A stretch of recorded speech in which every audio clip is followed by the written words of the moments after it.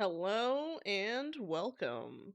Today is February 17th, 2026, and today is Trailer Tuesday. I'm your host, Xolo Q. I'm a Xoloid's Quaintly Reaper and Guide to the Underworld, and on today's stream, I'll be reacting to the trailers you guys suggested. So we have quite a few to go through. There's not a ton of trailers today, but there's enough to keep us busy for sure, and you know, honestly, I'm kind of looking forward to it. We didn't do Trailer Tuesday last week, so this kind of feels more like a catch-up Trailer Tuesday, but that's okay. Um, but yeah, super excited for this one. Um, let's see. We have Okay, looks like we're good on this side. All right. I'm going to start off we have actually let me start off with the very first one. Let's see, we have 1, 2, 3, 4, 5, 6, 7, 8, 9, 10, 11, 12, 13, 14, 15. We have 15 different trailers today. We're going to start off with Astro Botanica official early access launch trailer. Yeah, let's get right into it. So let's read the description and go for it, as per usual. Watch the early access launch trailer for Astro Botanica, an open world mythological survival crafting game developed by Space Goblin Studio. Players will crash land in a prehistoric era of Earth to farm, harvest, and experiment to understand the planet as an alien known as Zell. Heal primal humans, unlock tools, and live a serene lifestyle. Astro Botanica is available now on Steam Early Access for PC. All right, let's get into it. Let's watch.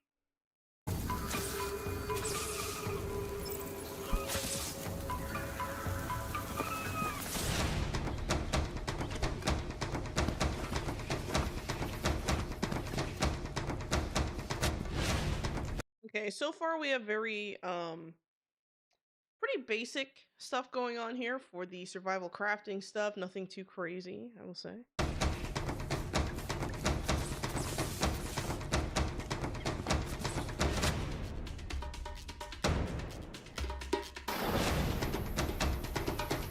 Okay, so apparently you can tame animals. Cute. We have crabs.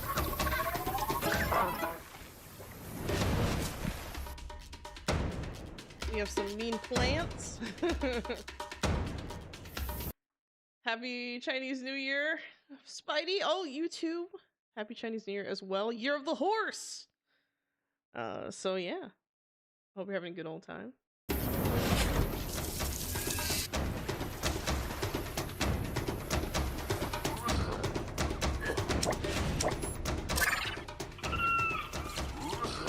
Apparently you can treat humans? That's interesting.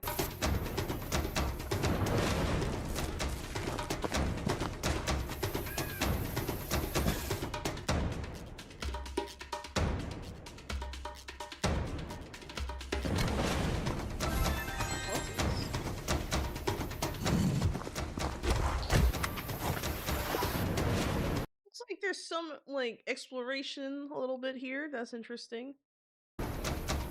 Oh, 15% off launch discount. Nice. Yeah, so my first impressions of this whole trailer, right? Obviously, I'm not really one to enjoy first person very much. Mostly because I get a lot of motion sickness and things like that. However, just kind of observing the mechanics and stuff of the game seems pretty straightforward. Um, Looks like you have kind of similar needs to what a human would need, based on, I assume, the fact that you need water, right? Like as any living creature. And I noticed that the aliens only have like 3 fingers, which is kind of interesting.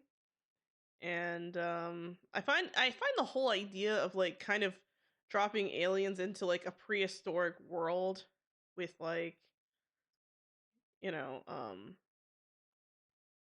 humans that are not modern, if that makes sense. I feel like that's a really interesting concept and kind of a different spin on something that I feel like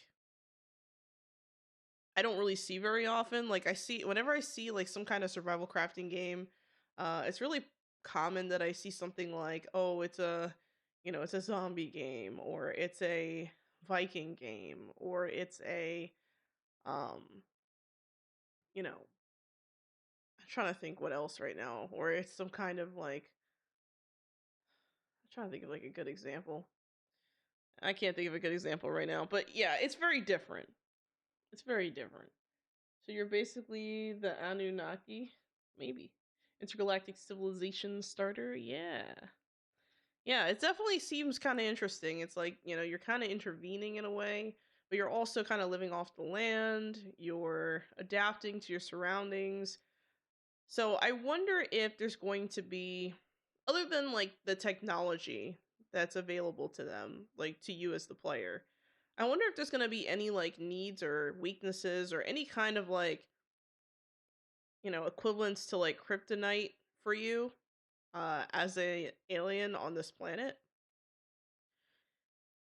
I just kind of wonder that because I feel like there's so many things they could do with this as far as like just that alone, like what kinds of things could be harmful to you versus like the things that could help you that maybe humans aren't very good with. I hope that they have some kind of like mechanics that reflect that so that you not being human in the game is purposeful and has like a reason to be the case. So I don't know. It definitely looks cool. The taming the animals part, that's always a fun mechanic to add in any game. The dodos are adorable, so super cute. The environmental stuff looks really nice, really clean. Shading looks good. I know this is only an early access launch trailer, but it looks pretty good for a start. I'm not gonna lie, like it looks pretty solid. Just to start off, the interface looks clean. You already have a lot of your um, crafting station stuff and things like that. It just looks good. It looks fairly polished for something that is like early access. At least like that's my first impression of it. You know, maybe next time they can make you an alien spider for a change. No, no, Spidey, bad. But yeah, pretty good. I'm pretty happy with what I'm seeing here. I think that this is somewhat promising. I like it. Get my thumbs up. Lots of limbs would help multitasking. Oh my god. You can't convince me, Spidey. It's not happening. All right, next we have Doncaster official launch trailer. Check out gameplay from Doncaster in the trailer for the upcoming strategy card RPG. Doncaster combines a narrative-driven adventure with roguelike gameplay and fast-paced deck building. In Doncaster, define your hero's story in a unique world that responds to your decision and determine the fate of a world overrun by evil. Doncaster will be available on PC on February 6th, 2026. All right, let's check it out.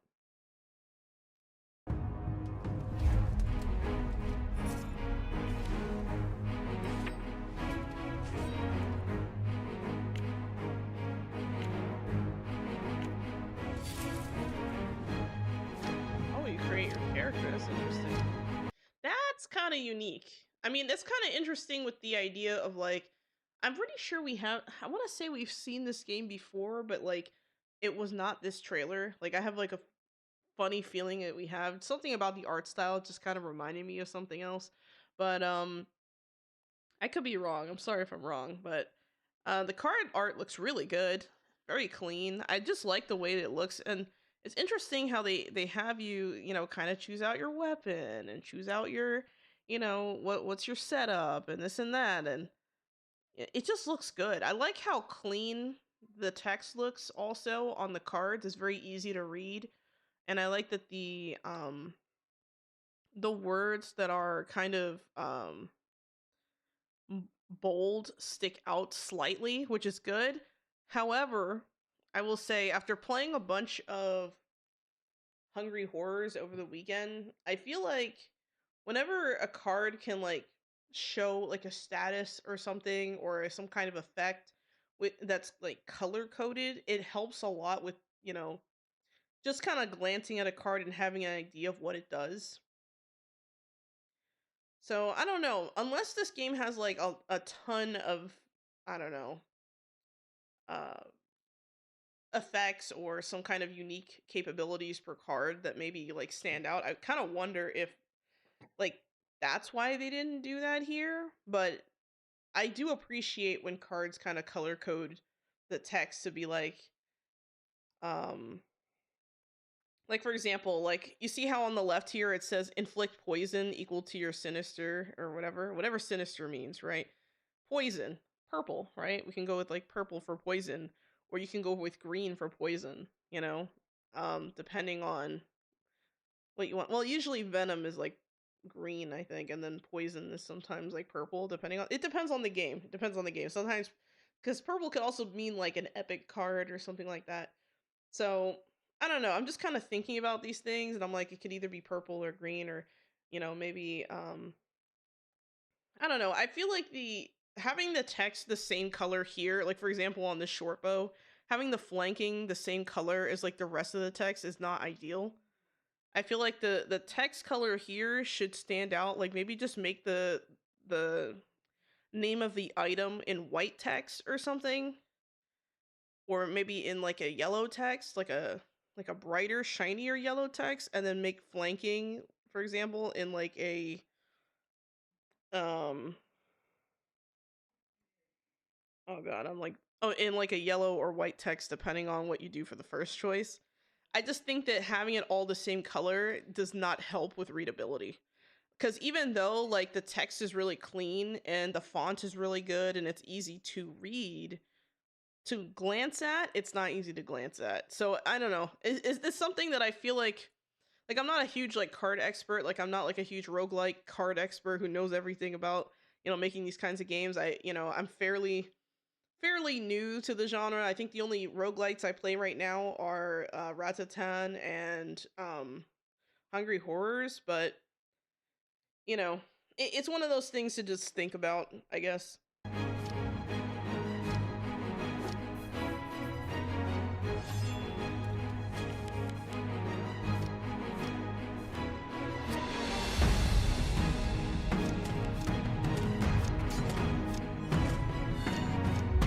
I really like the artwork here. I mean, all these. Oh, that's a nice site. Oh my god, that's a beautiful site.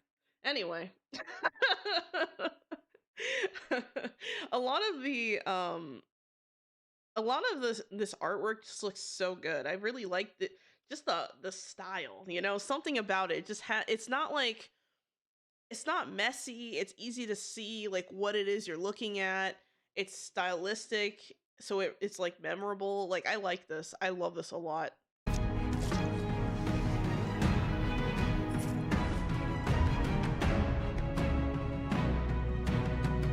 For over 1,100 handcrafted cards. That's a lot of cards.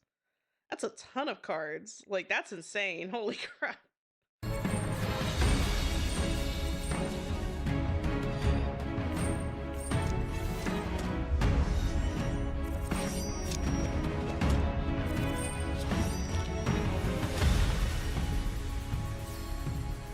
I mean, this looks great. I'm not gonna lie. Like, this looks like something maybe I should consider picking up. Looks really good. I don't know. You guys are starting to make me really enjoy these like roguelikes lately. Like, I'm feel like I don't know. I feel like I'm getting the itch now because of you guys. Like, I'm starting to really enjoy the roguelikes. But yeah, I agree. It's definitely promising. It does look good. Hello, Angel Dgen, and hello, Epic. Welcome to the chat. Hope you're doing well. But yeah, and hello, bad shooter, fast runner. Might be worth a try. Yeah, I think so too. Like, the idea of creating your character or kind of customizing your character and then starting a game, like that's not something you see very often in roguelikes, like ever. Like I don't think I can think of a roguelike right now where you're able to do that. Maybe I'm wrong and there's one that I've played I just can't remember, but I haven't played that many, so I also can't really speak from like a really knowledgeable perspective either. Like I haven't played many roguelikes. I think part of the reason why I never really picked up roguelikes is like a major like pillar of the kinds of games I enjoy or that I like to play is because of the mathematics behind it. I'm not really good at math, so when I have to use math in order to kind of determine whether or not this next move is going to make, sense if I calculate it, like it's a lot of work and I get really tired playing these kinds of games. Like I don't really have that issue so much with Rattatan because like you don't have like specific values that you're doing math on. Instead, you're just making choices, right? Like um would you rather boost your electric attack or boost your fire attack or whatever? Like these kinds of things are like easy for me to like make a decision on, right? Depending on my build, depending on what's going on. Also, the head pats are still broken, Angel. I'm so sorry. Oh, I should have mentioned that at the beginning, but yeah, they're still broken. I haven't figured out how to fix it because like the head pad thing that I used before, for some reason, when I test it out on Twitch, it's not like working. And then if I try to like, I might have to find a different way to implement the head pad. It's just not working, fam. It's not working. Uh, but it be like that sometimes. I don't know. It's like it's weird because like since I changed computers, everything was moving kind of smooth and I tried my best to like bring everything up to speed to where I was before.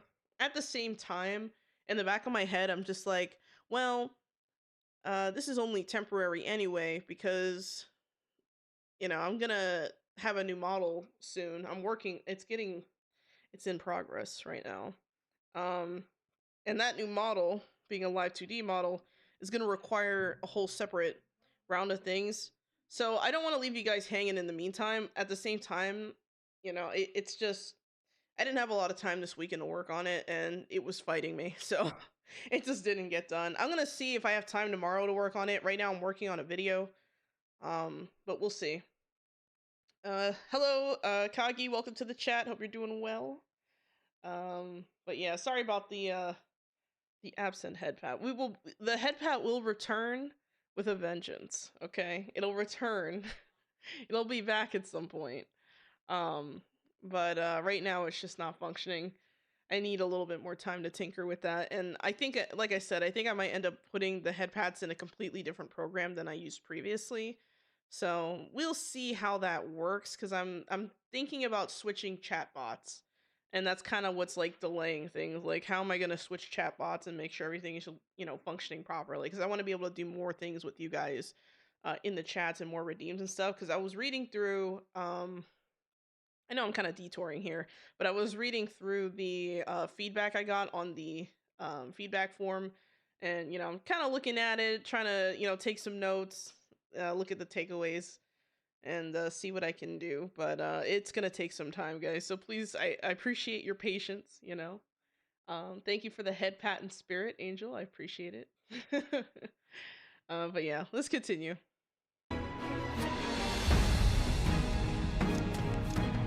Oh wait, I already saw this. That's right, I forgot.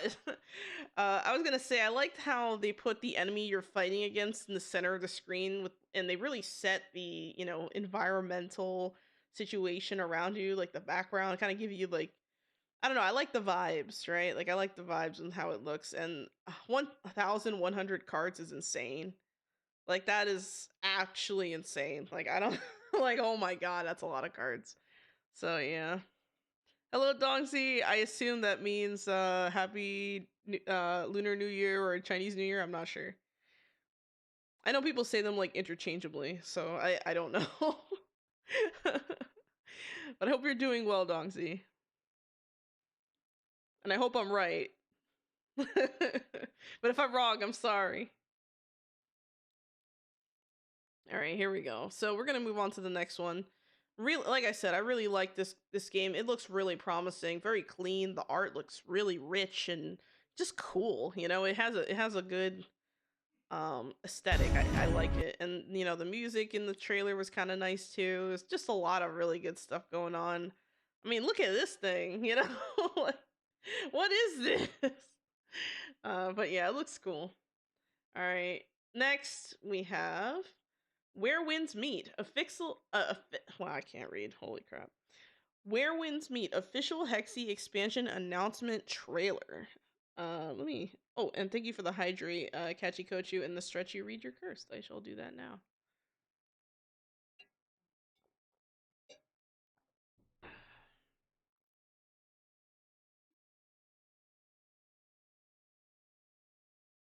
Man. That's a good stretch. Okay. Let's read the description. Check out the Hexy expansion trailer for Where Winds Meet, a free-to-play open-world action RPG developed by Everstone Studio. Players will be able to face cursed lands and formidable foes and journey across Hexy's boundless realms, from Jade Gate's flying sands, uh, I think it's Liangzhu. I hope I said that wrong. I hope I said that right. My bad. Not wrong. What's wrong with me? Hail snows to Kinshuans. I hope I said that right. Timeless trails. I always get like conscious when I try to pronounce like another language, and I'm even in Spanish. I'm like sweating. Like, oh no, I'm gonna butcher this. Here we go. The Hexy expansion is Where Winds Meet is launching. Uh, for Where Winds Meet is launching on March 6th for PS5, iOS, Android, and PC on Steam. All right, let's check it out. The place within it. I've dreamed of it before. You have dreamed of it too. I need you to finish this painting. Before my bed, a pool of light. Can it be frost, so sheer and white? I raise my head to watch the moon. Then lower it, missing my hometown.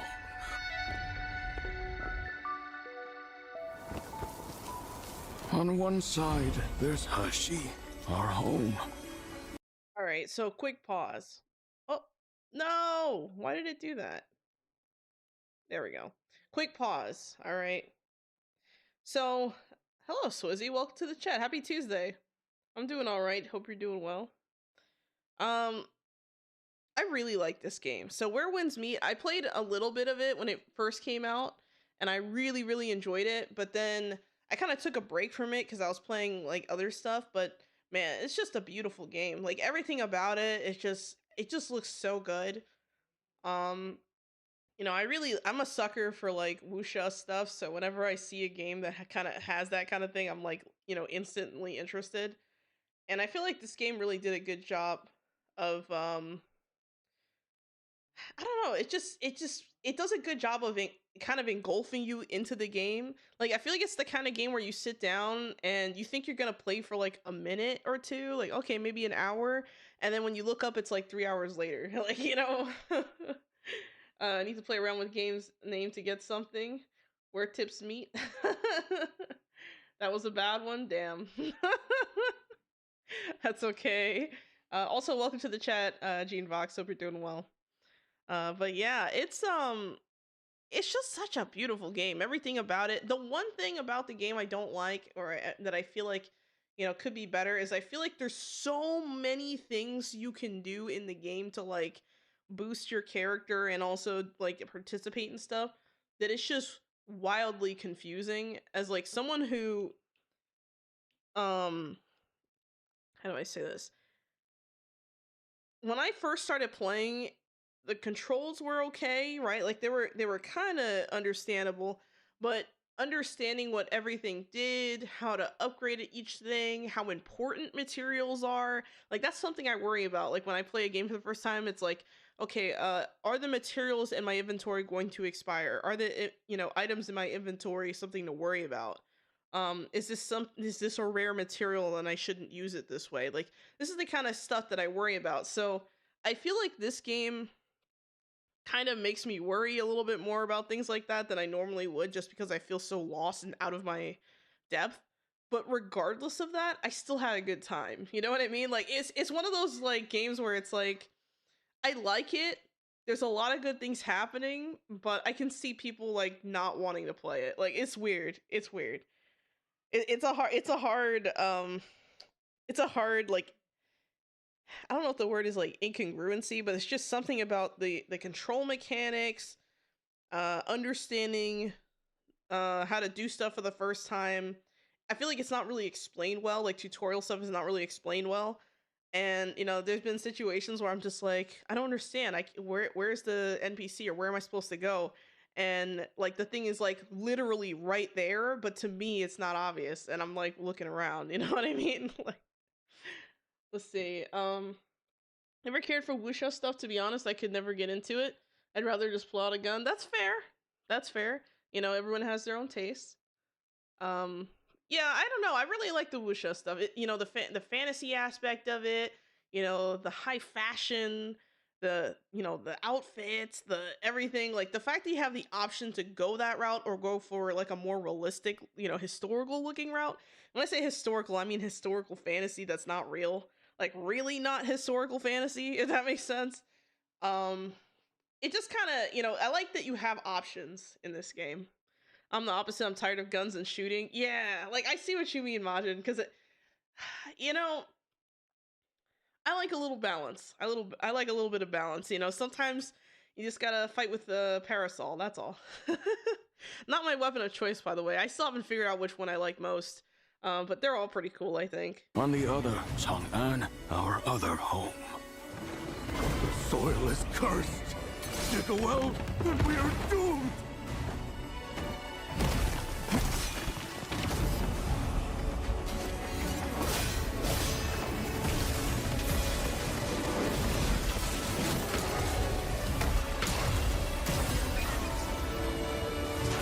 Traitors must be heard! You lost. Your sword can't save them, so why bother? Milsa, we'll make it back. By the way, something I think that really kind of sucked me into this game is the story. I really like the story. Like, I'm not very deep into it. I feel like I'm kind of like reasonably deep into the game, but not so. Like, I've gotten past like the first area, if that makes sense. And I'm just kind of like, man, I really like this game. I don't know, something about it. Back to Chang'an. Guan Yin, we'll go to Chang'an. Me and my Dawn Piercer are at your service. Oaths devoured me. Traitors broke me. The tongue abandoned me. What sin did I commit to deserve this? The Anshi army never retreats. Because my sword is their only hope.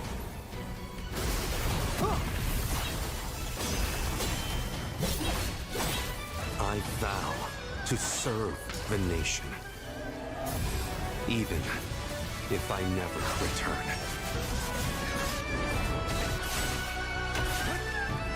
Does Anshi army still hold?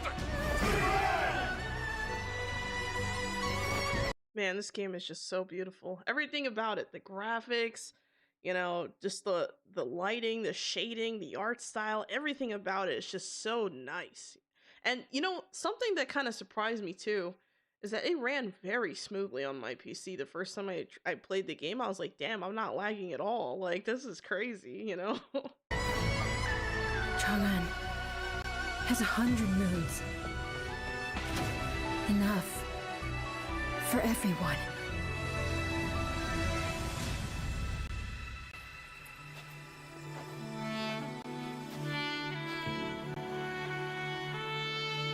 We're going home. This looks really cool. I'm excited for this.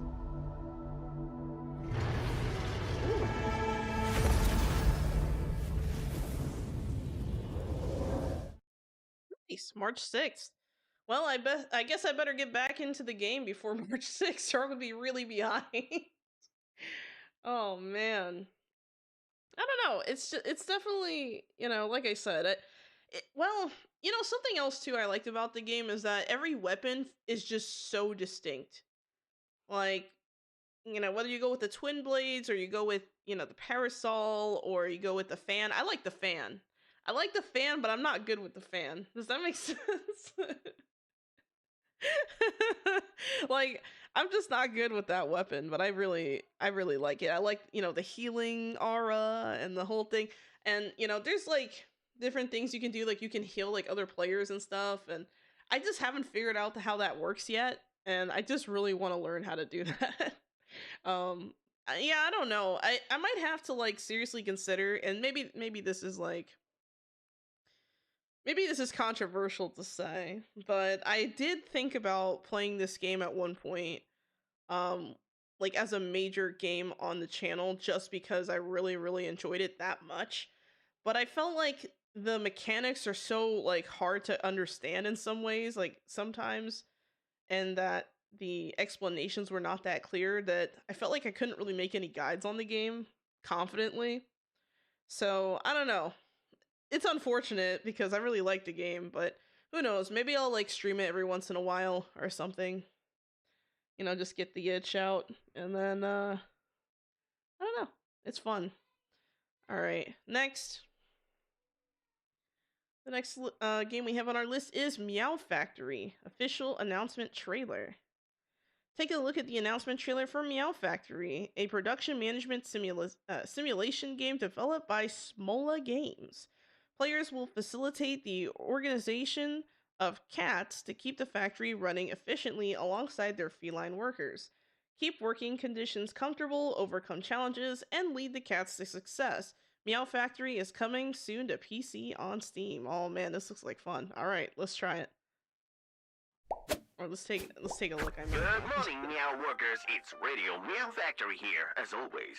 People are counting on your help, and the fate of all humanity is in your paws. Not getting in yet, newbies? MeowX Corp will walk you through the necessary induction training. Your cats have to build a perfect factory, but don't forget that you only have paws. You will supply lazy humans with food, but most importantly, don't gobble it up along the way. Just looking at this, it does definitely come off as like a management sim. It has a lot of the elements you would kind of expect from that, like just the vibes. And I'm kind of wondering, like, if they're going to go with a more comedic angle on this game. I'm not familiar with the studio who made this, so I don't know. Remember, your goal is to work together and not destroy the whole factory. Well, or at least try. Together with other Meow workers, you will become a powerful and united team. After all, only the best work with us. So welcome to the Meow Factory. Cool. Oh, this might be one that I should potentially pick up. I like the idea of like having a factory of cats that can like, make stuff. I don't know. I like the concept. It's cute. I like the colors. The aesthetic looks good. The art style's nice. I like the presentation here. It's definitely has like the chaos vibes. It kind of reminds me a little bit of like when I was watching the trailers for like Hotel Architect or like 2 Point Hospital or 2 Point Museum or 2 Point Campus. Like it kind of gives those same vibes. So maybe this might be a game I should check out. Potentially, I think this one might end up on the list of games to check out. Let me see if I put it on, because I think it's on PC on Steam, right? Let me check my list here. Let's see, Meow Factory. Yeah, so Meow Factory is... Yeah, it just says 2026 release. So I'll add this to my wish list for now, and I'll follow it. But I definitely have my eyes on it. I like it. It's cute. Alright, next we have... What do we got now? The Liar Princess and the Blind Prince. Official Steam release date trailer. Get another look at The Liar Princess and the Blind Prince in the latest trailer for the 2D side-scrolling platforming adventure game. The Liar Princess and the Blind Prince will be available on PC via Steam on March 11th, 2026. It is already available on Nintendo Switch and PS4. Okay, then. Wait, Nintendo Switch and PS4. So what? So is this like a port, or did they just release it on those consoles first and then decided to put a PC release? That's interesting. Okay. The Liar Princess and the Blind Prince follows the tale of two lonely hearts brought together through a mutual misunderstanding. In it, you control the wolf disguised as a princess who guides the blind prince through the perilous forest in search of the witch capable of restoring his sight. The forest is home to a number of hostile creatures intent on ending your journey prematurely, as well as hazardous traps that put the prince in danger. Switch between wolf and princess, form to dispatch your foes, and guide the prince carefully as a princess to ensure his safety in search of a fairy tale ending. Okay, I like that. Let's take a look.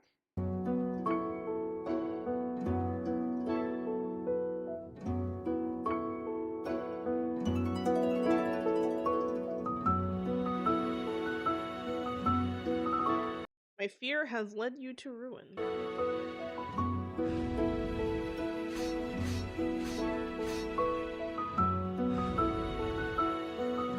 I promise I will make things right. I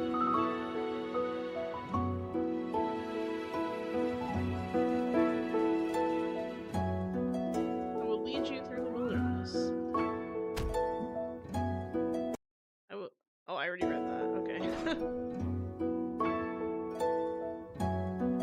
I really like the art style here. It really kind of gives like Tim Burton vibes almost, you know? It gets like that. It almost has that like Tim Burton style, but with like a cuter look almost. It's hard to describe. It kind of reminds me of like the art style a little bit of like Don't Starve Together, but through like a Tim Burton lens. It's weird. I kind of like it though. Very nice.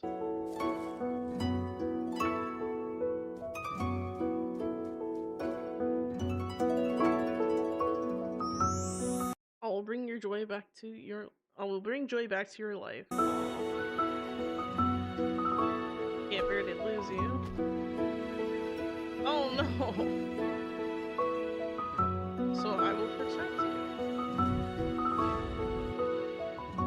I will fight for you.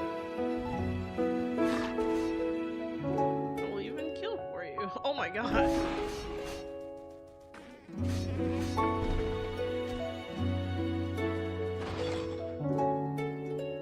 But you would hate me.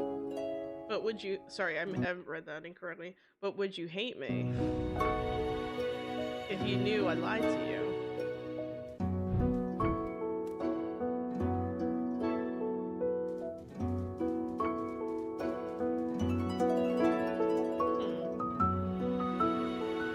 My true self.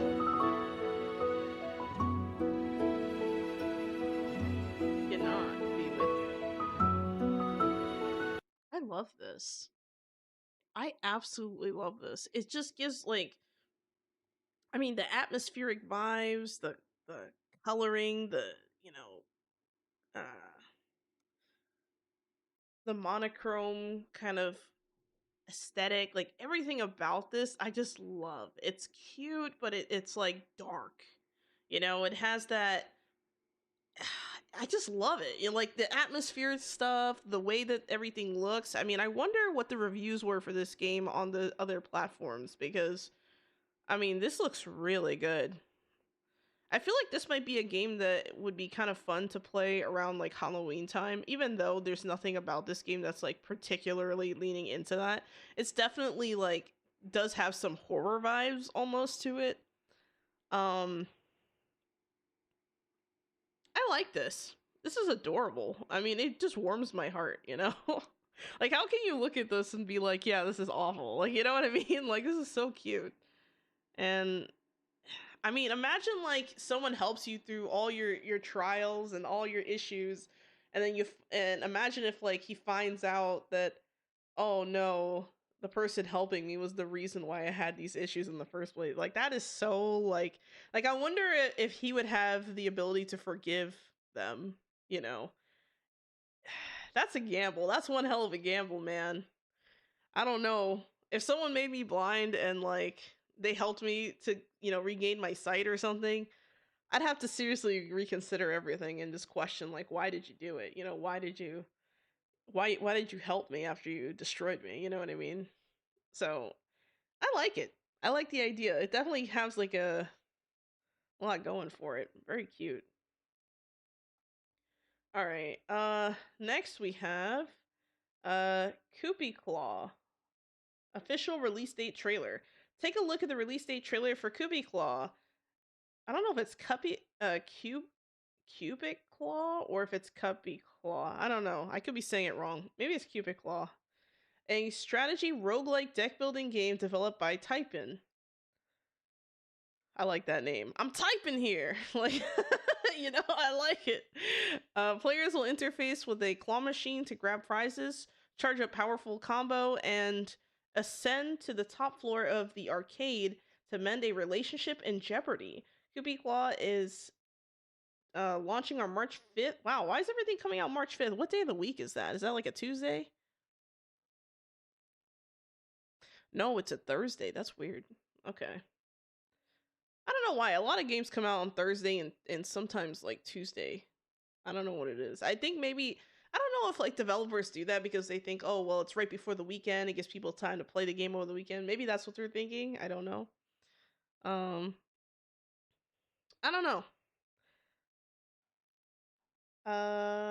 Yeah. So March 5th. Let's check it out.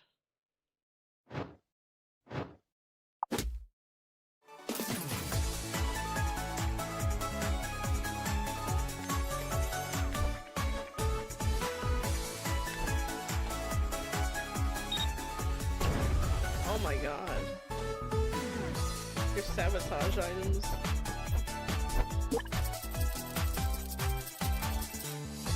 Make every graph count. I love how the claw has emotions. Something about something about giving the claw emotions just cracks me up. I love it. I'd be crying too if I missed everything. Wait, what? Morris ran out of money and couldn't get his engagement ring back. He was forcibly removed from the arcade as his addiction to the claw machines was spiraling out of control. He never found love again and lived regretting not being better at these games. Damn, that's awful.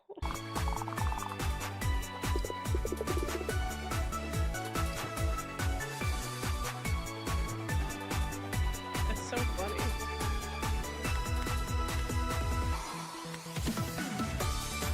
Oh, you can remove prizes? That's interesting.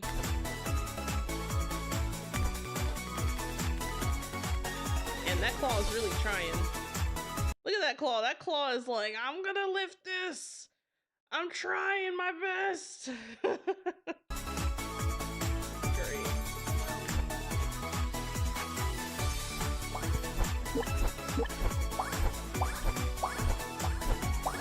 I don't really know what's happening there. I don't know if it's like multipliers based on what you're collecting, or if it's like preset things you determined are your like bonuses, or if it's like matching, you get bonuses for matching items. I don't know how that works. Not really clear.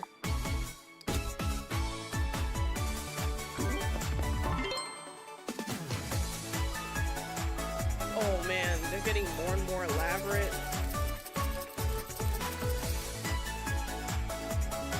The claw dances. That's awesome.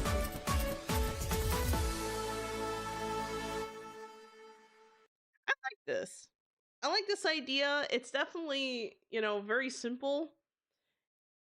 I'm not sure about the whole like cuz it said in the description that it's a roguelike deck building game, so I wonder if that's what all those things at the end of each level was, like if they're like multipliers of something or if they're like prizes and decisions you have to choose, like as far as like what to, refrain from being put in the machine in the first place, like even having that level of control.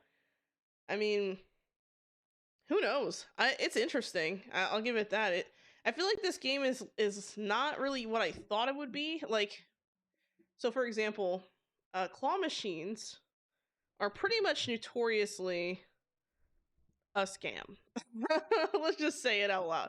It's pretty much notoriously a scam. And the reason why I say that is because whenever you're using a claw machine, the claws have very, very little strength to them, and sometimes the items in the machine are just straight up too heavy for the claw.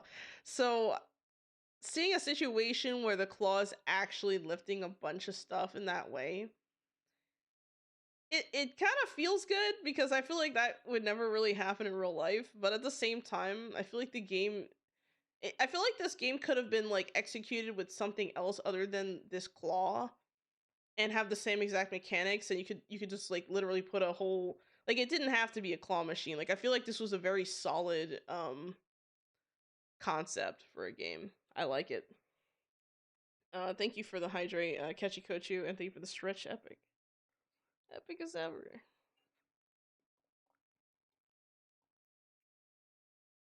Spidey, you're actually correct as much as I dislike your suggestion.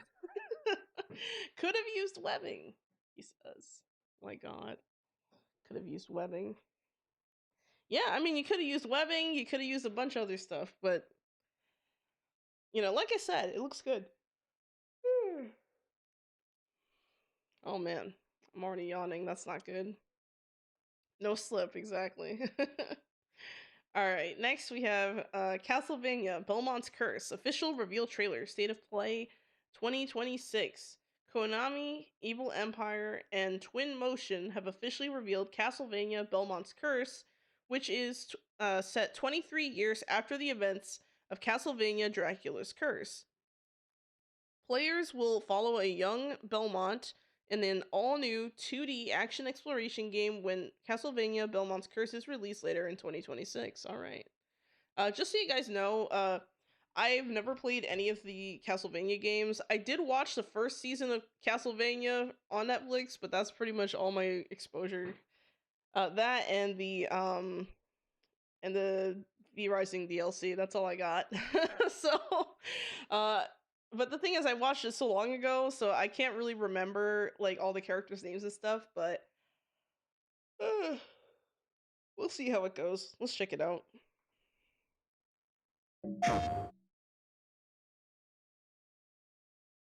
Damn, 40th anniversary. Damn. In the name of His Most Royal Majesty, by the grace of God, the King of France.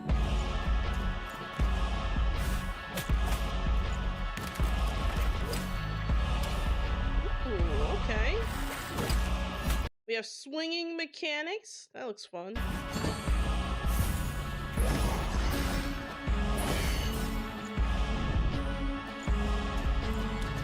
You know, this might be a fun one to try out. I don't play a lot of platformers nowadays, but this might be a fun one. Yeah, the visuals look great.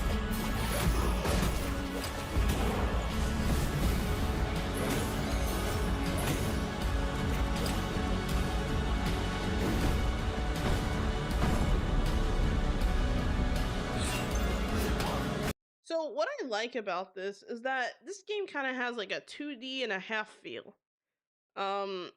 So like the character models and enemy animations and stuff like that, like the models themselves are like 3D, but the environment is so layered with 2D stuff that looks like just like the same art style, the same how do I say this?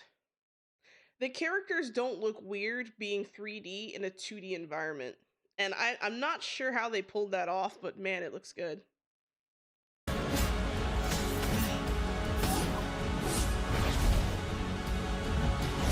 Oh, hell yeah. Look at that scythe. Hold on. We got to appreciate that scythe for a moment. Damn. Look at that. Another scythe today. Woo.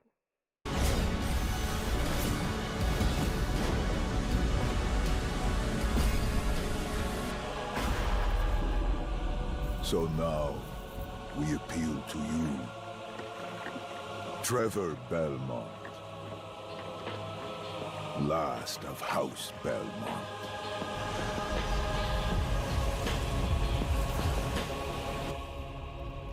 Nice. Coming in 2026. That's exciting. That's really exciting. Some epic fights. Nice. Yeah, it definitely looks like there's a lot of good stuff going on here. I like the visuals. Characters look great. I mean, it just looks fantastic. I mean, nice. The music's good. I don't really have any complaints. Oh, thanks for the sub, Akron. I appreciate it. That was very kind of you. Thank you so much. Over on the kick side. Happy Lunar New Year. Happy Lunar New Year to you as well, Akron. Hope you're doing well. I see we're starting off the Lunar New Year right with a sub. That's great. But yeah, I really like this. I don't know. You guys let me know. Would you like me to play like when this game eventually comes out, would you like me to play this game? I mean, like I said, I'm not super familiar with Castlevania. I don't know all the stuff, right? But I like what I've seen. I like what I've seen. I find it interesting. Let me know if you'd like me to play this. This is more of like a platformer kind of game. I don't usually play platformers on the channel, but who knows? I might enjoy it. I might enjoy it. You guys let me know. Leave a comment or something on the YouTube side if you're watching this like later as well. But yeah, could be interesting. Cool. Get my thumbs up. All right, next we have Snowbot official gameplay trailer. Let's see, probably lots of callback to their 40th. Yeah, definitely. I mean, that's a lot of years of Castlevania. Damn. Let's see. Snowbot official gameplay trailer. Don't miss the gameplay trailer for Snowbot, an atmospheric adventure game developed by in in out out of it.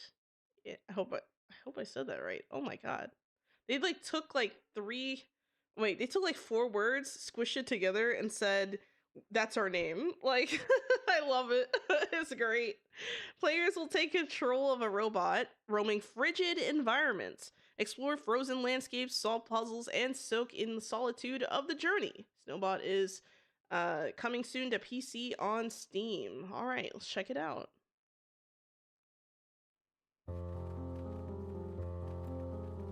Oh man, I'm immediately getting like Wally vibes. Oh, okay, we lift things. Interesting.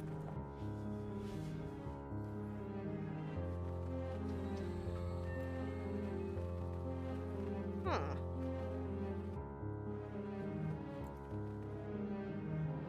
Oh, there's another bot there that crashed out, I guess.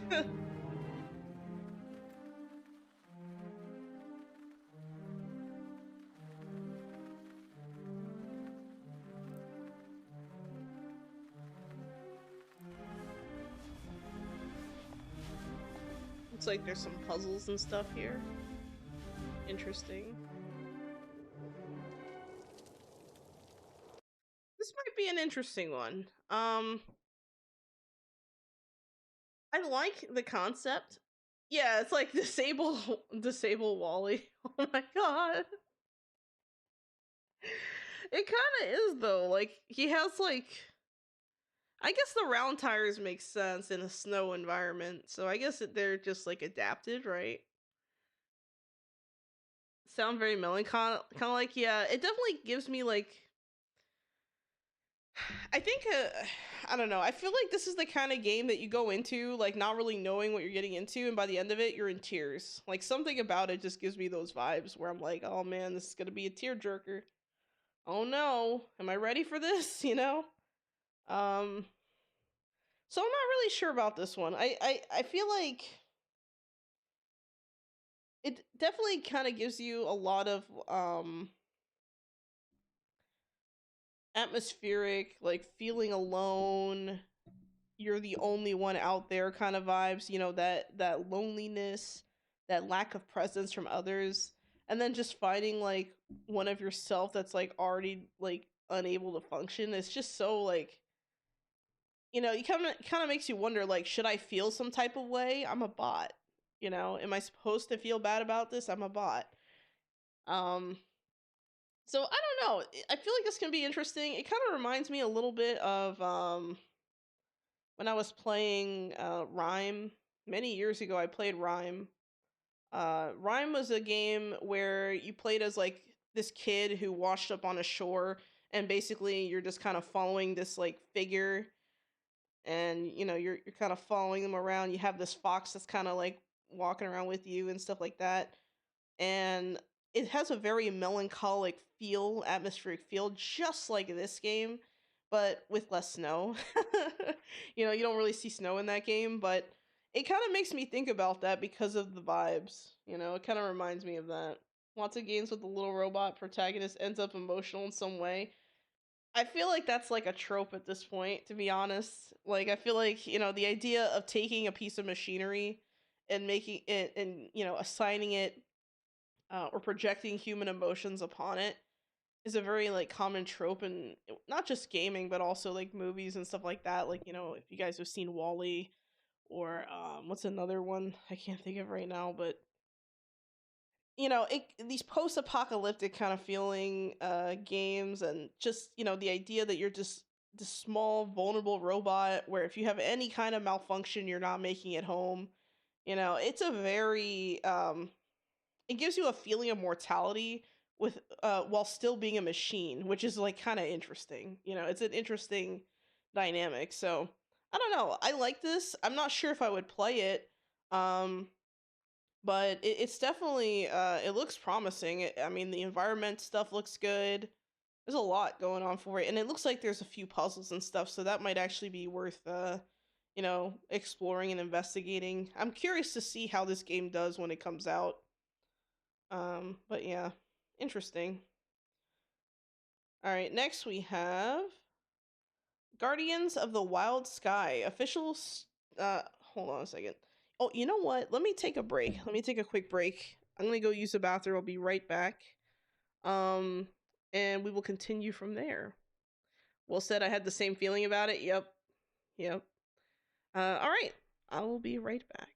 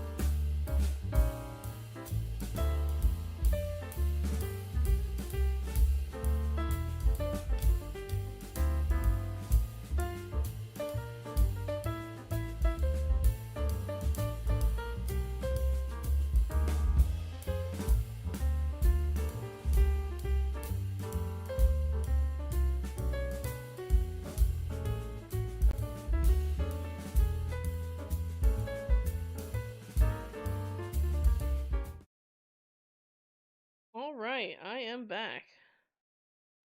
I didn't know how long I'd be gone, but I was like, let me take a nice break. It was about 10 minutes, I think. But I don't know. It's been a long day. Felt like I needed to walk around, stretch a little bit. But yeah, we're good now. So we're just gonna pick up where we left off. Hope you guys went and grabbed some snacks or something. All right, here we go. Guardians of the Wild Sky official Steam Next Fest announcement trailer.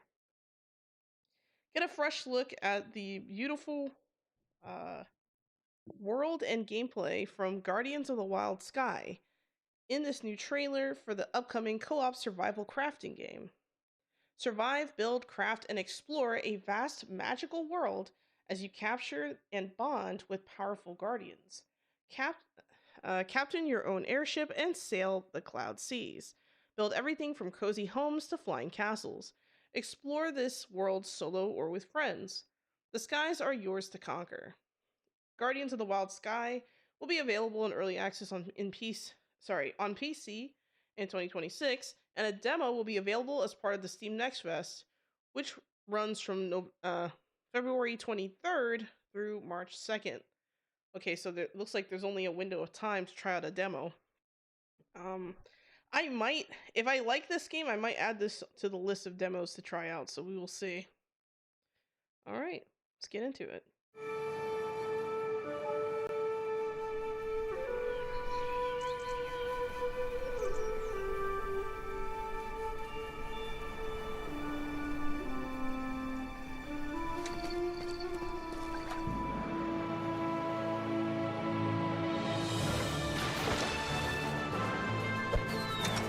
That's interesting.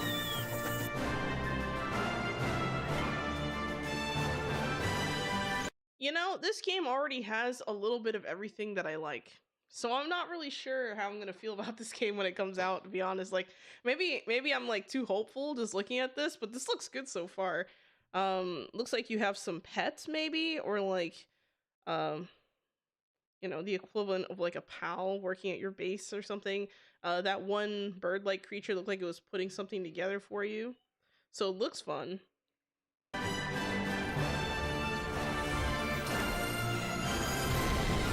What? You just summon a creature just like that? What is that about? You see that? Like, that's interesting. Oh, okay, so that answers the question of do you have mounts in this game? And the answer is yes. Lots of PAL-like games coming out. Yeah, well, I mean, that's a good thing, to be honest. It's something that people have been hungering for, and finally, we're seeing a lot more survival crafting kind of pop into that, which is cool.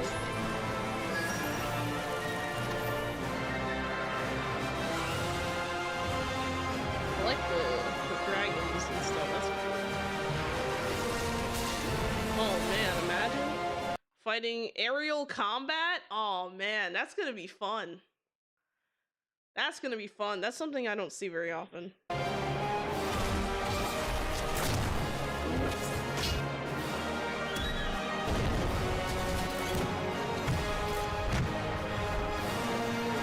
Epic battles, yeah. Something about this game makes me wonder if there's gonna be like a PvP mode, Because I can definitely see people just going at it in the skies, and before you know it, you just have ships landing on your house. Yeah, so wow. Just wow. I mean, it has okay, things that stood out to me, right? Let's start at the very beginning of this. So, looking at these early mechanics, I'm just gonna mute this, but the environment stuff looks good. The ships in the air thing kind of reminds me, like, just kind of flying through the air, seeing some of these floating islands reminds me a little bit of a Loft. But not in like a complete way, because a Loft, is more of like your person flying around, which by the way, they just had an update on the gliders. So I might have to check that game out again. So there's that. The on the ground stuff reminds me a little bit of Enshrouded, actually. A little bit in the style of the homes and just the character style, the art style a little bit kind of reminds me slightly of Enshrouded. You also have pets kind of like Pow World, but they're more like, dragon type creatures or something. It's interesting. You got surfing, you got fishing. See, this is what I was talking about. Like, if you notice the creatures going back and forth, they look like they're trying to assemble the house for you or something. Yeah, see, that's cool. I like this. It takes all the elements of things that I like from other games and just kind of pushes it into one. If this is executed well, this could be a game that I seriously take up and start playing. And I know I say that about a few different games here and there, guys. I'm not trying to like get your hopes up and all that whenever I look at a game, but this one's pretty promising. I think definitely really promising. It just looks good. Um, I don't really have any complaints, to be honest. It's a really weird kind of like mashup where you have a little bit of fantasy magic stuff, but you also have like creature capture and you have, basic building stuff. I don't know, with all these fantastical things happening, I can't help but feel like the building looks a little too basic. Like in comparison. Like that's maybe the only mild complaint I could say is that the building itself looks a little too basic. But it also kind of, I don't know, I guess I would have to see what that interface looks like for the building situation. I find that in games where I have to kind of build all the way around, like up, down, left, right, in like blocks or squares, I don't really particularly enjoy that most of the time. I actually prefer to build like, I think that's why I like the building in Nightingale and what was it? It's Nightingale, Once Human, and V Rising so much. I think it's because you're just putting up an entire wall. You're not putting up like a bunch of blocks for the wall. Now, granted, that gives you less flexibility while building. I understand that. But for me, I'm not really used to that. Like, I didn't grow up with like Minecraft or anything like that, so I don't really have the building blocks mentality when I'm creating structures with my mind, if that makes sense, like planning out structures. So maybe that's something to consider with this game. Maybe this will be like the transition for me to like try and start building from the ground up, entire structures that are like, more and more fantastical, more and more impressive as time goes on. Who knows? I mean, if this game is really popular and people love it, I mean, hell, why the fuck not, right? Like, I might as well just pick it up and be like, yep, we're playing this now. But yeah, this looks promising, guys. It looks really promising. I really like this. Super cool. I honestly, I'm just gonna add this one to my list as well. So it's Guardians of the Wild Sky, and this is just the announcement trailer. So I don't expect this game to be out for at least a year, maybe. I don't know. I could be wrong. Guardians of the Wild Sky. If I check out the Steam page, it says coming soon. That's not really any info, but there is a demo, and it looks like the demo's available right now. That's kind of weird because it says here that the demo should be running from February 23rd through March 2nd, and it's only the 17th, so I guess I can get a head start. I don't know, maybe this is something I should play next week, and I should just be like, alright, let's play the demo, and I'll play it on stream. What do you guys think? I'm gonna add this to library and wishlist it, and follow it for now. You guys let me know what you think. Let's see, pals with more fantasy setting. Did not see any fortress level bases. Yeah, that's the thing too. Like, I would like to see what that building interface looks like. Was there a beta for this? I have no idea. I have no idea if there was a beta for this. It might say so on the Steam page. Let me quickly take a look. I don't. Let's see. All right, they have a building system stuff. They have like some dev letters and stuff. They had a playtest. It looks like back in September they had a playtest or something like that. Maybe it was in September. They selected 100 people.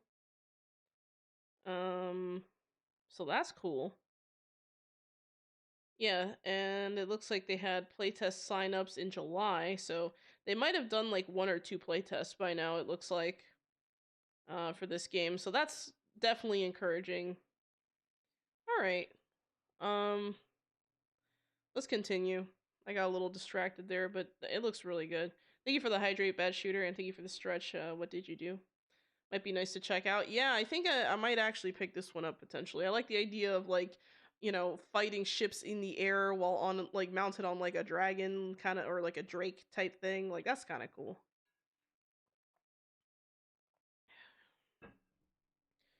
And thanks for stopping by, Branks13. Hope you're doing well, dude. Hope everything is well on your side or on your end. All right. You get my thumbs up and moving on to the next one. Next we have Double Dungeon official launch trailer. Check out the launch trailer for Double Dungeon, a dice-based strategy RPG developed by GamePie. Players will engage in deep turn-based combat by assembling a formidable party of heroes, hoping the die cast in their favor and rid the world of a powerful curse at all costs. Double Dungeon is available now for PC on Steam. All right, let's check it out. I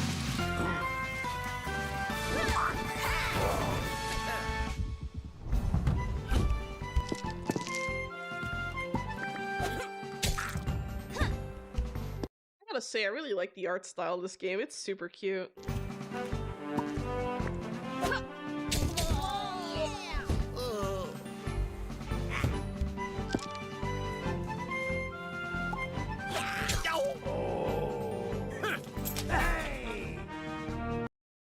The map layouts kind of remind me a little bit of like Mobile Suit Baba, actually. I don't know if you guys know what that is. It's a game on, I think, itch.io. It reminds me a little bit of that, actually, mechanically.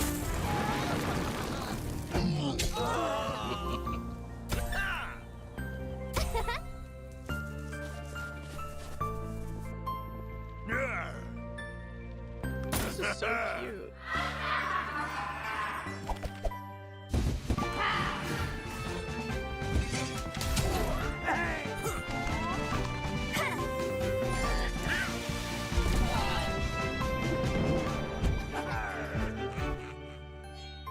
It's simple. I feel like this is the kind of game that, like, if I want to burn a few hours of just like mindless combat, this is it.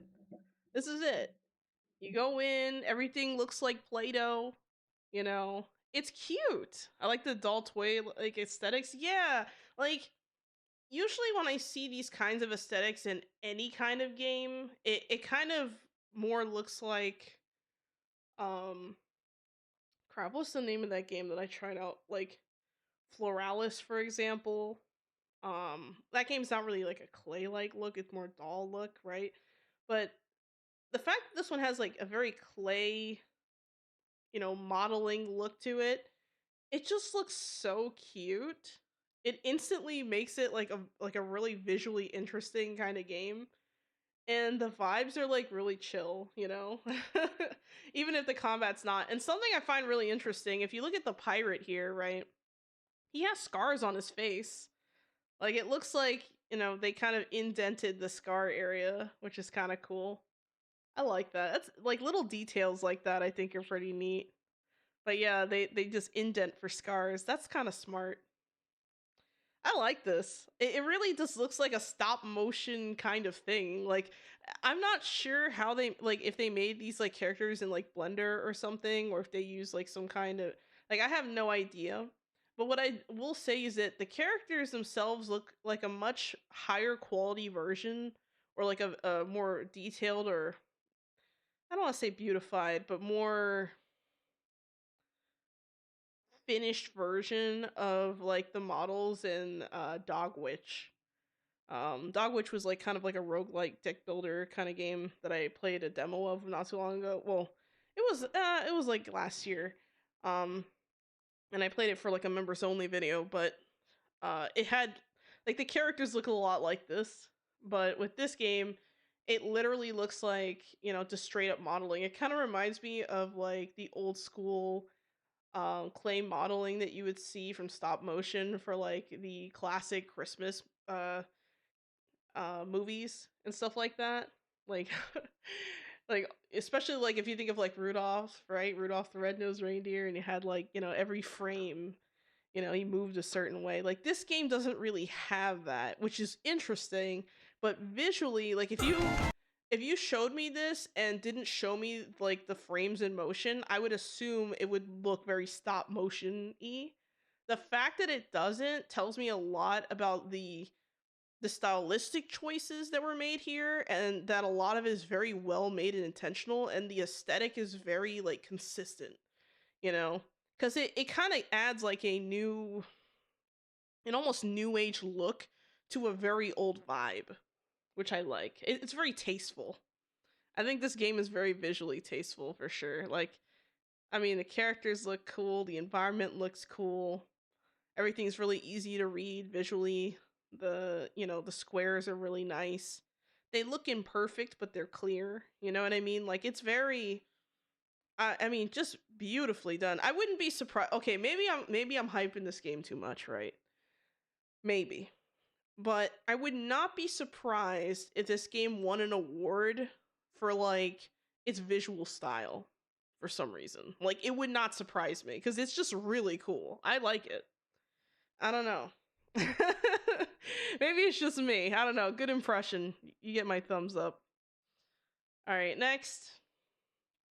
Iron Lung launch trailer, PS5 games. Oh, you think it's adorable? Me too, Angel. It's adorable. Let's see what we got here. Play breakout indie horror hit Iron Lung on PS5. Pilot a tiny submarine through the ocean of blood on an alien moon. This isn't an expedition, it's an execution. Oh, okay, alright, creepy. Let's check it out. Cruising depth in roughly 40 seconds. Stand by. I'm seeing some voltage irregularities in the instruments, so keep an eye out for sparks or flames or anything like that. We're starting to lose radio signal, so repeat and be careful. You're on your own. You're on your own? That is not what I want to hear.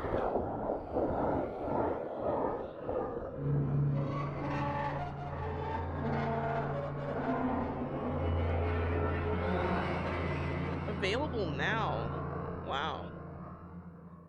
I like this. It's creepy. It gives you like feelings of panic. Like this is the kind of game you pick up when you want to challenge yourself to survive like an impossible situation, and you like the thrill of being put in those impossible situations. Like if you like that kind of stuff, this is probably the game for you. I like how the aesthetics of the game are very how do I say this? The game has a really cool visual style, but the things that are important to look at are very clear. That's something that I think is a problem in a lot of games that look like this one, is that sometimes like the visual text and stuff looks a little off and it's hard to, really read it easily. But I like how like the little board there, when you look at the numbers and stuff, it's like super clear. You know where you're at. You know your X and Y. It's cool. It's cool. I like the vibes. I like it. It's creepy. It gives you the you're on your own, like good luck, buddy, kind of vibes.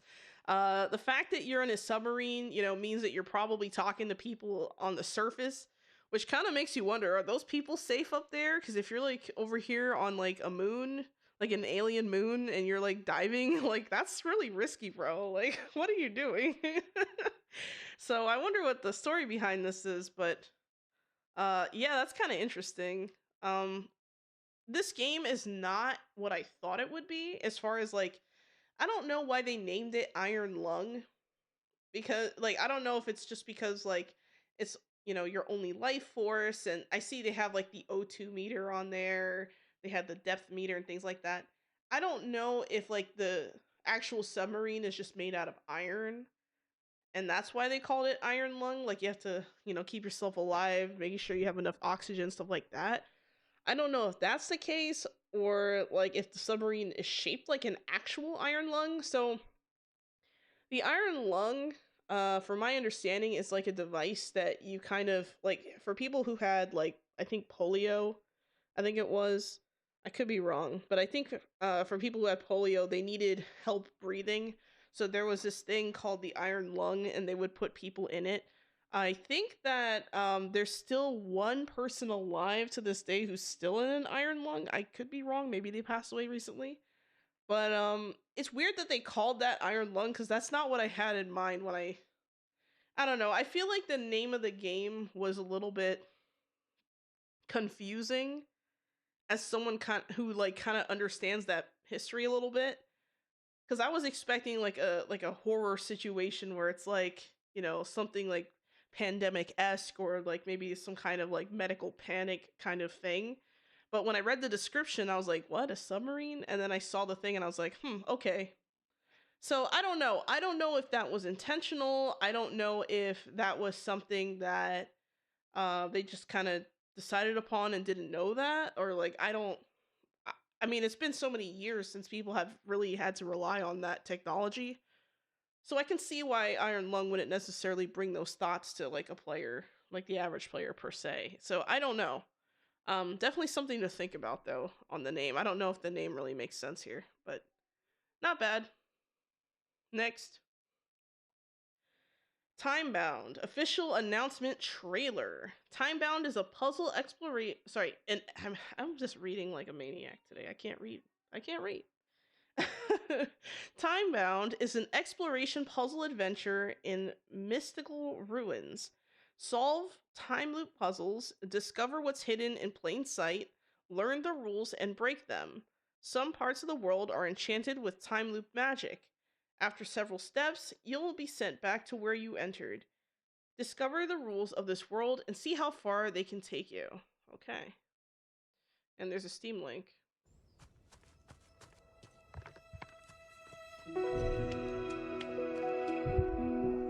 What?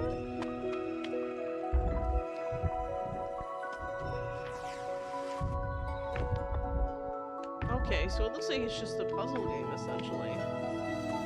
Interesting.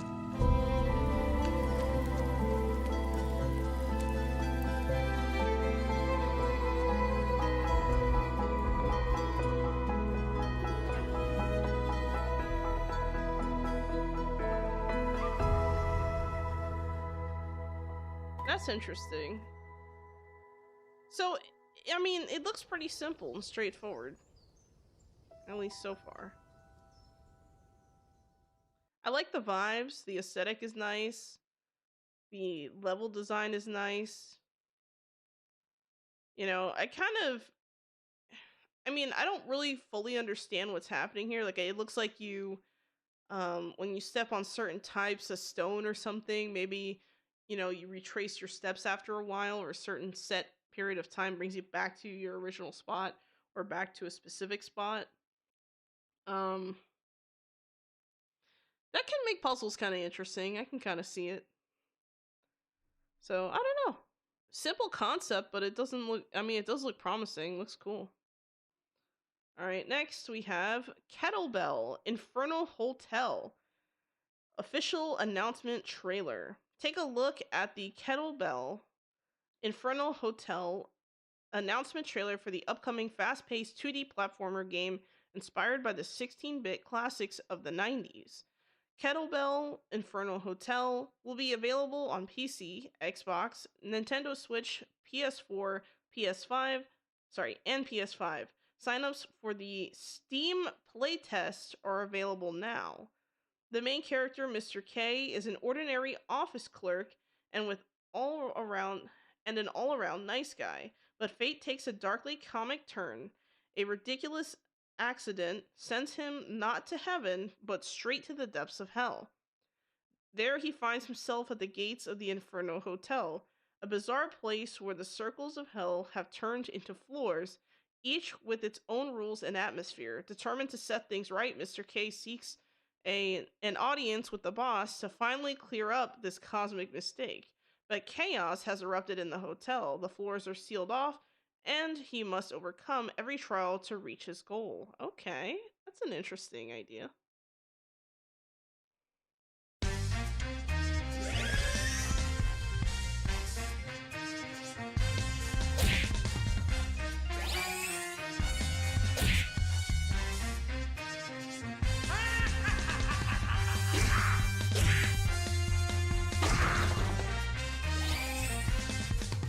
Okay, so immediately this game is giving me like Pizza Tower vibes. Something about it. The art style, the wacky look of everything around, the aesthetics. Like it definitely it kind of gives me like those like Pizza Tower vibes for sure.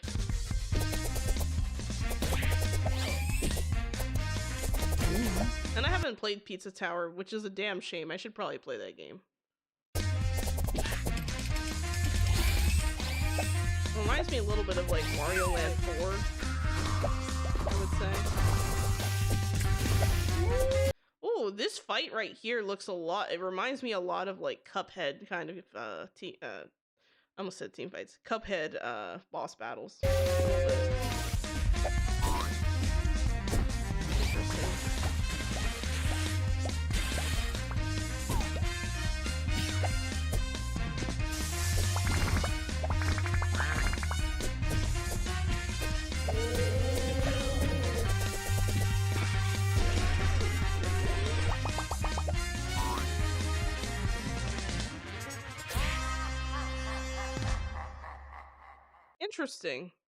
Interesting. I like the premise of the game. I like the, idea behind it. Oh, join the playtest on Steam and get an exclusive reward, a golden kettlebell. That's cool. I like this. Overall, it has a really like I could see why they would say it has like an almost 90s vibe. Like when you look at the like the 16-bit classics of the 90s, it definitely does kind of give those vibes. Would I play it? Maybe. I don't know. I guess I don't really have much to say about this one, like in the sense that like it just kind of I don't know, like I don't really have any complaints. Everything in the game just has like trippy vibes. Like why did like for example, like why did that bookshelf have feet? Like what's going on there? Like what's going on with that bookshelf? Like what even is this? Like like everything, like imagine playing this game while intoxicated. Like it would be like crazy, bro. Like this thing it looks like a weird it looks like they were smoking some shit when they made this game. Straight up. But that's not necessarily a bad thing. It looks fun. I don't know. All right, next we have Lunch Break Tactics official gameplay trailer. Lunch Break Tactics is a no timer strategic auto battler game set in a chaotic supermarket backstore. Draft cards, build absurd synergies, and min-max your squad, then battle other players asynchronously. Check out gameplay in the latest Lunch Break Tactics trailer. Lunch Break Tactics will be available on PC in 2026, and a demo is out now on Steam. All right, let's check it out.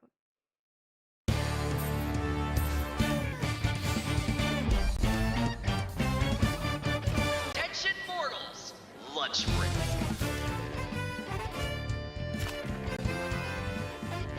16 heroes and 6 clans to unlock.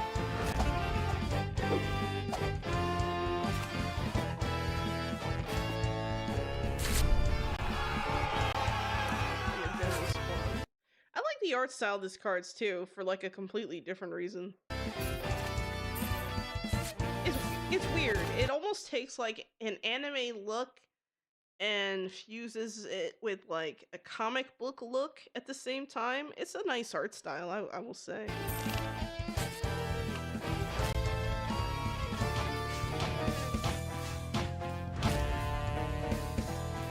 Hundreds of unique cards, millions of combinations.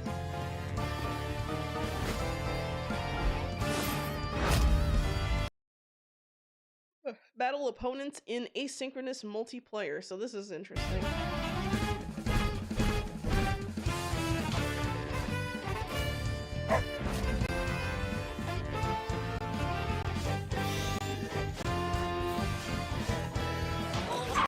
This game kind of reminds me a lot of Legends of Runeterra, actually, and the way that like the mechanics kind of play out. It reminds me a lot of that, like the cards slamming into each other like that.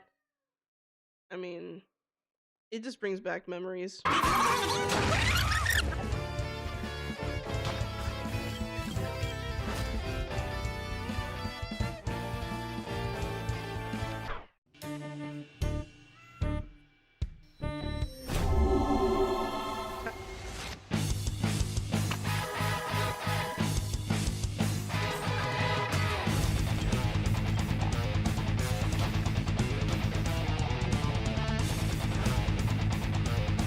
Become the employee of the month? Oh wait, no. Ultimate slacker.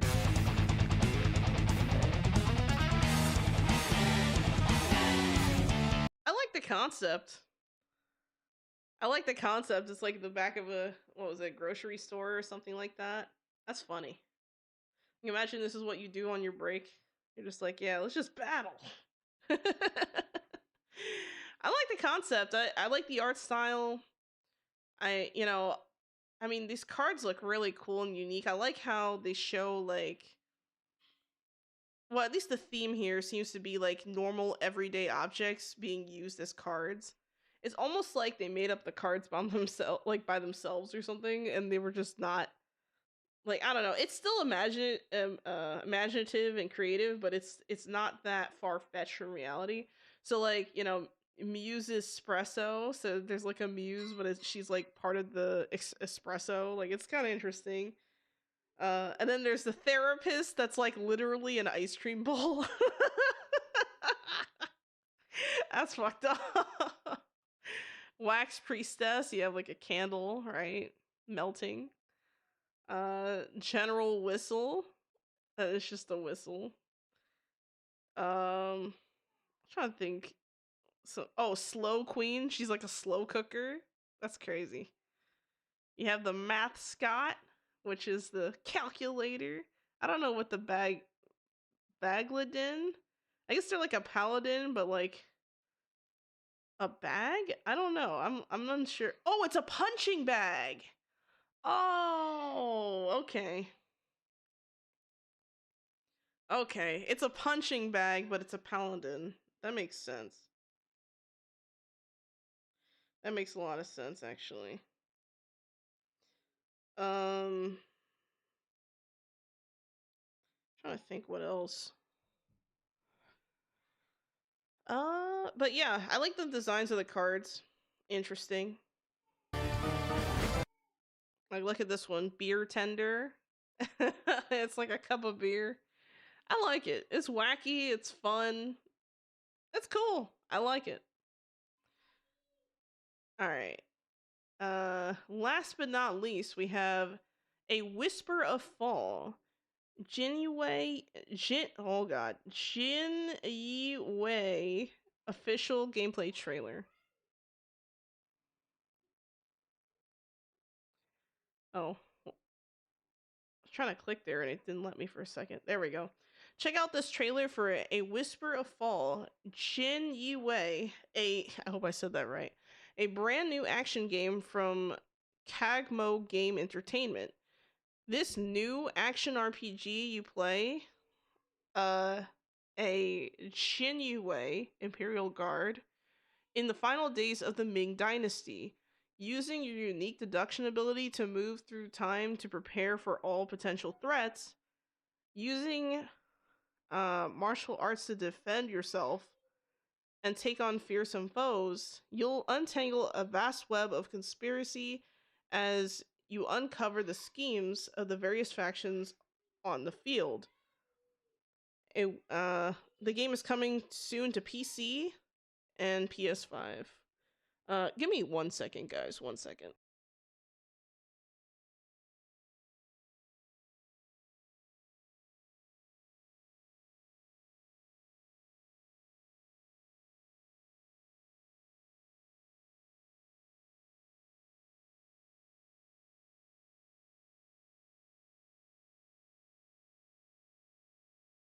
All right, sorry about that. All right, let's get into it. Let's check it out.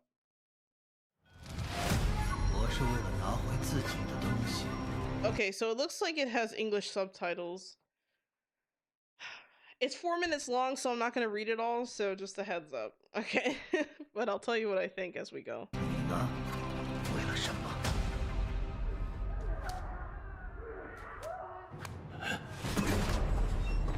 想屈他成招，就凭你们这些手！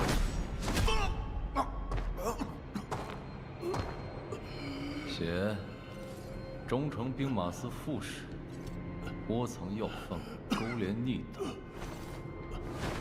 将名册藏在书房的暗格，又借礼佛的名头传递密信。最后一封缝在肚皮里，内容是：好一个明察秋毫。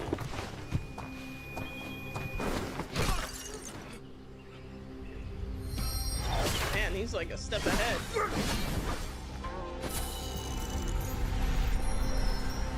Oh, hold on. We have time manipulation. We have being a step ahead. That's interesting. 料敌在前，发先至。先生可曾听 Striking second, but arriving first.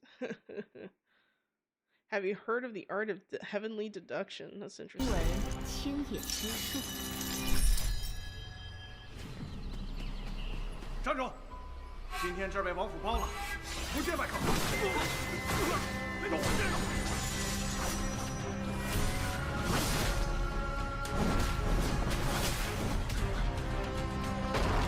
追不上了。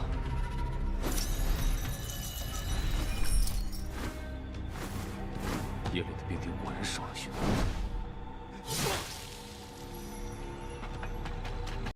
Like this, you know, it kind of reminds me of Where Winds Meet, but with a less like, how do I say this? It has a less fantastical feel and more of a historical feel to it, which is interesting. 王爷有时就回府，咱们怎么还在这当值啊？哎，别乱说。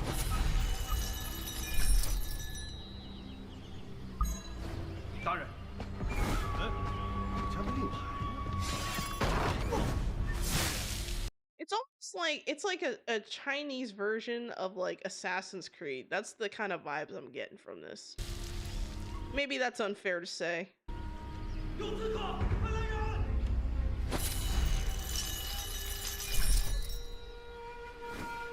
未曾想到，当年跑船的脚夫，如今竟已如此。还不止如此。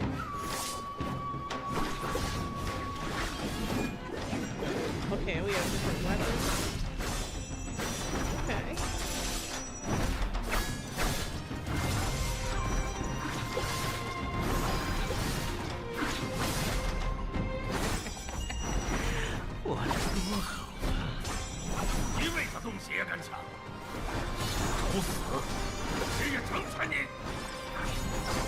Like, it does have like some wuxia mechanic kind of vibes going on here, but it's not as strong. Like, it's not as pronounced. That's interesting. It's an interesting way to go about this.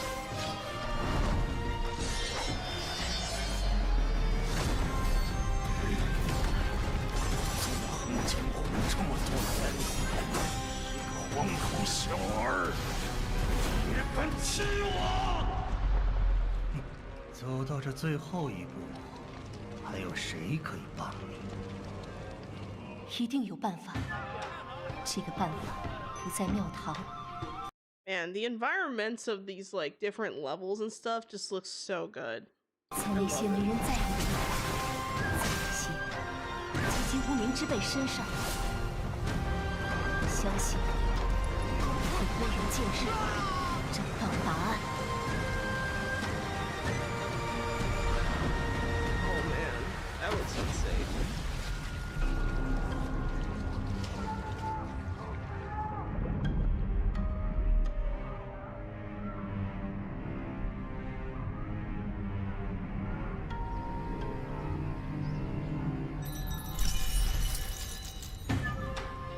The architecture is really nice, I agree.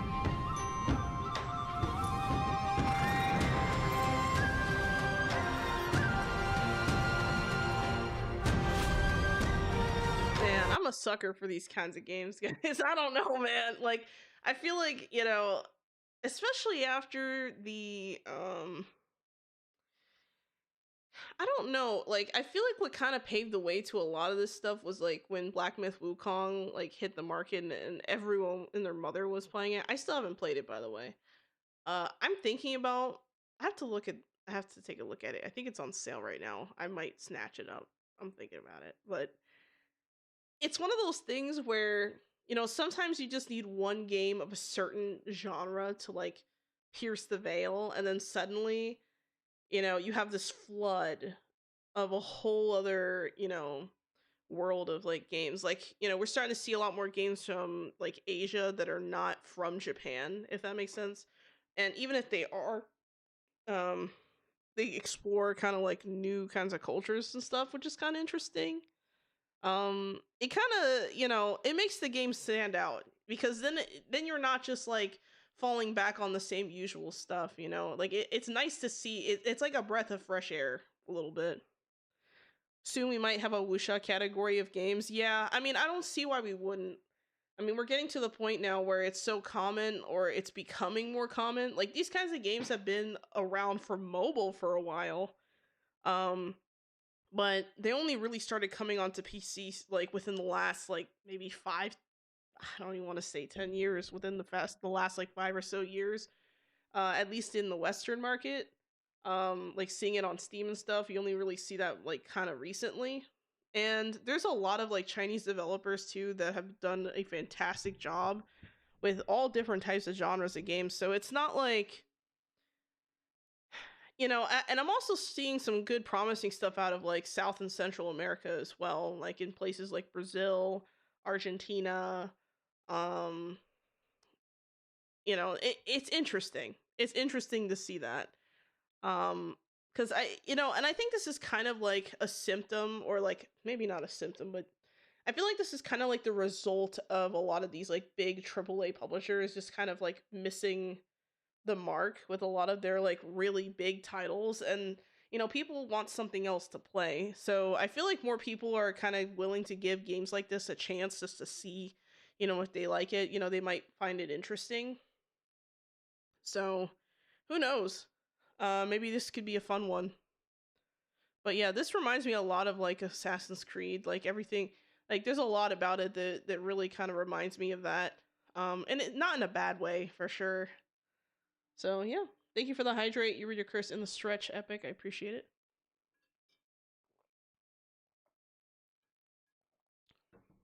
We're also starting to see more games from India popping up, which is really cool. You got a lot of cool soundtracks and stuff coming out. You know, I don't know. Like it's one of those things where it's kind of weird to me to see this like sudden surge in like kind of like the wuxia genre of like games, I guess, because like I've read so many comics that kind of, were like wuxia esque or wuxia adjacent, or, actually like part of that genre. So to finally see gaming catch up after all this time is like really weird, because, I always thought, oh, maybe they're never going to bring it, bring these things to the English speaking market. Like I always kind of thought, oh, maybe they'll never do that. But some of these games, they're just saying, you know what, fuck it, we're gonna put the game out, and we're just gonna put English subtitles and call it a day, and it's working. Um, there's been some mobile games that I've played in the past where I remember one time there was this one game I played, and they sent out a survey to the players, and they were like, would you like English an English dub version of the game, because I guess they had enough NA servers to justify doing that. And I remember like I replied to that, no, I don't want an English dub. Sub is fine. I'd rather them like use the resources elsewhere. And when the results came back, most players preferred it in Mandarin, even if their main language was English. And I was like, wow. you know, something about it. It just kind of adds to the, it's like when you play a game, like a Japanese style game that has like a lot of, the stuff from like historical Japan and interesting like historical like periods and stuff like that.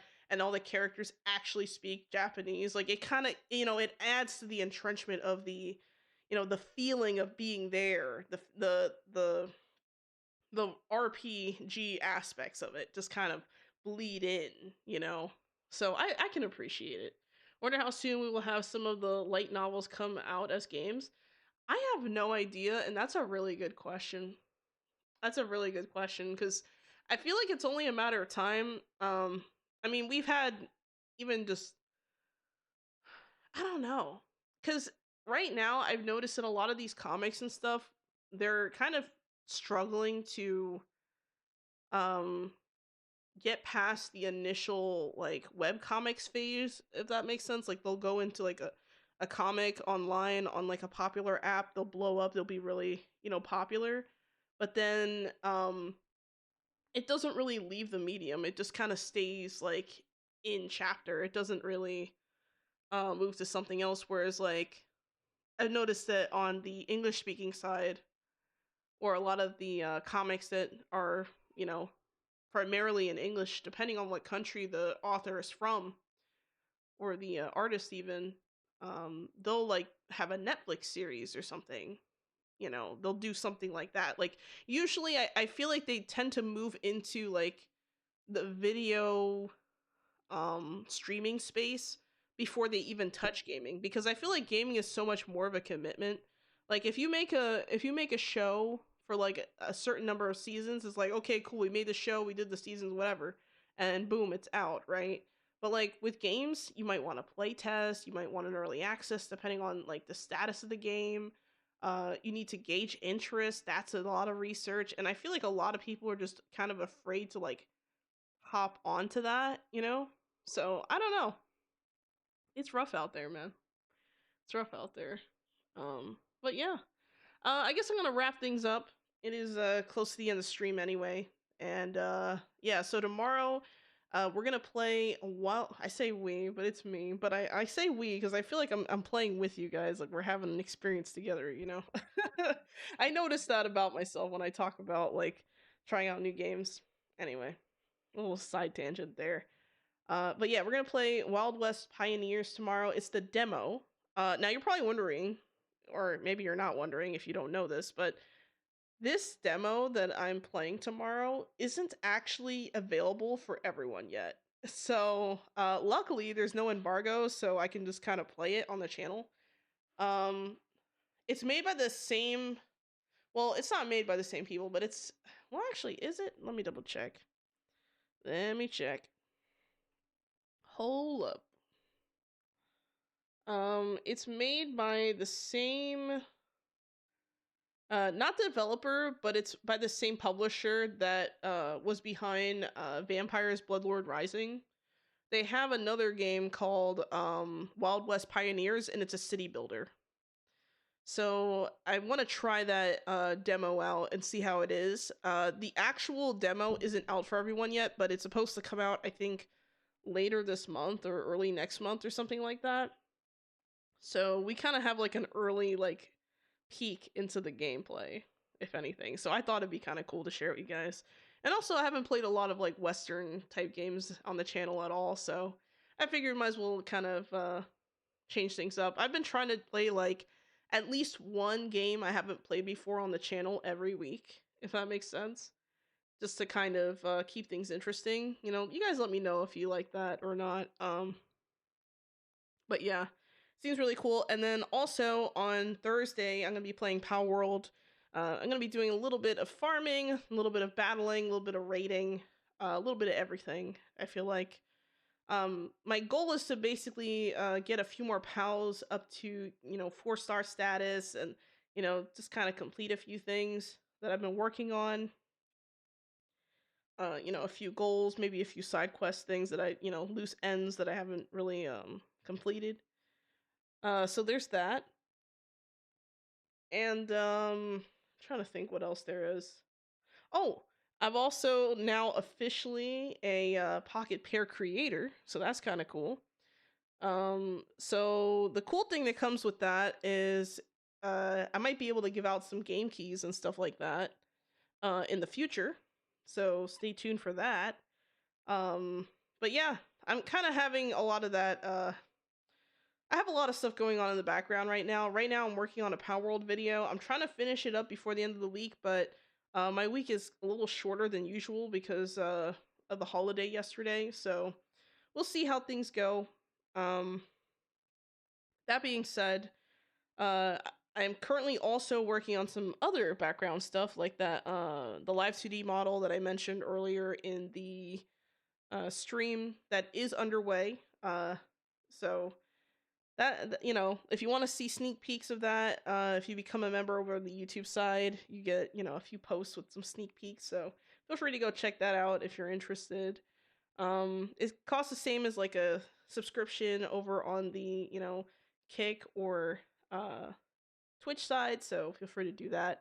And you also get early access to new videos, unless it's something that has like an embargo or if it's time sensitive or something like that. So yeah, that's cool. If you're over on the Twitch side and you haven't yet used your monthly Amazon Prime sub, feel free to use it on the channel. It helps a lot.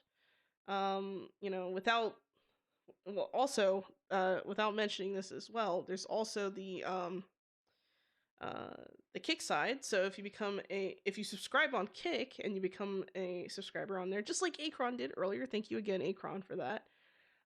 You do. Oh, also, hello, Xeno Didi. I just noticed your name. I'm so sorry. How long have you been here? Welcome to the chat. I'm sorry about that. I feel bad when I miss names. But yeah, if you become a subscriber on either Kick or Twitch, you do get access to channel badges, and you'll have you know, cool exclusive emotes and things to check out and enjoy. I'm thinking about adding some new emotes eventually. Maybe not this year, but maybe in the following year. It depends on how like the chips fall, essentially, because I have a lot of different background projects going on all at the same time. So hopefully it all works out. But yeah, I'm kind of mumbling and fumbling at the end here, but I hope that that made some kind of coherent sense. Uh, I feel like it's been a long day, you know. Let me make sure there's no stream streaks that I missed. Looks like we do have a stream streak from Epic as ever. They have reached a 3 stream streak. Please give them a round of applause.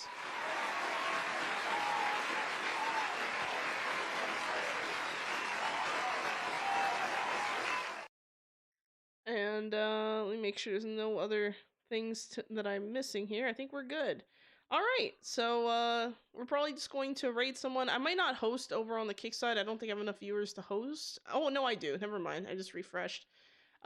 You know, Kick is weird like that sometimes. It'll be like, you have 1 viewer, and then like I refresh and it's like 7.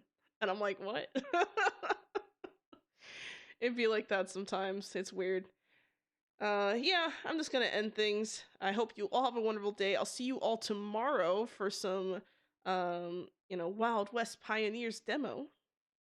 And yeah, see you all there. Hope you have a wonderful day. And as always, Xolo out.